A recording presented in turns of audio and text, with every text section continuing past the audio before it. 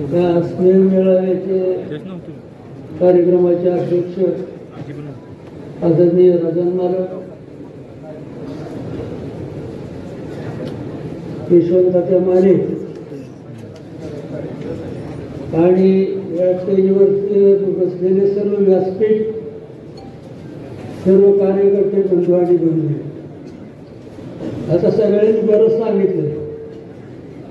ती सांगण्यापेक्षा महत्वाची सूचना ते आता मी देतो, कारण प्रत्येकाने टाळ्या वाजवण्यासाठी बोलतोय पण खरं कोण बोलत नाही. महेश पवारनं स्पष्ट सांगितलं ते आम्हाला पटलं, कारण तात्या आणि तुम्ही दोघांनी इथनं या पुढं भांबळा वागायचं बंद का. तुम्ही ज्या लोकांना मदत केली किंवा मदतीचा हात दिला त्याला पुढे आणायला, त्यानं त्याच्या बूथवर किती मतं पाडले ती ह्याचं तर तुम्ही अभ्यास करा.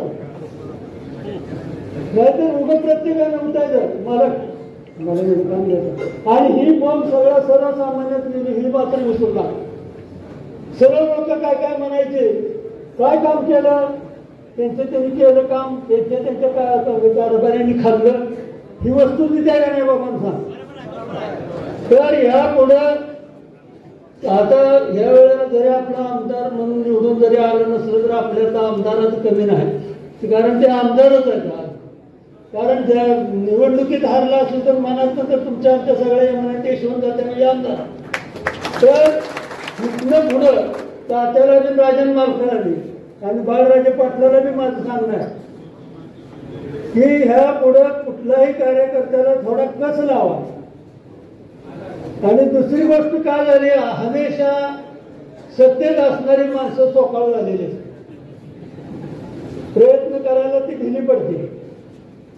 आता मात्र ते करून चालणार नाही कार्यकर्त्यानं, कारण जाऊ द्याचा कोणती उमेदवार आहे नाही तुम्हाला सुद्धा कुठं तर वाप असते, ग्रामपंचायतची असेल, सरपंचाचा असेल, महेश मालकासाठी नाही स्वतःसाठी, पण कार्यकर्त्यानं स्वतः झटलं पाहिजे.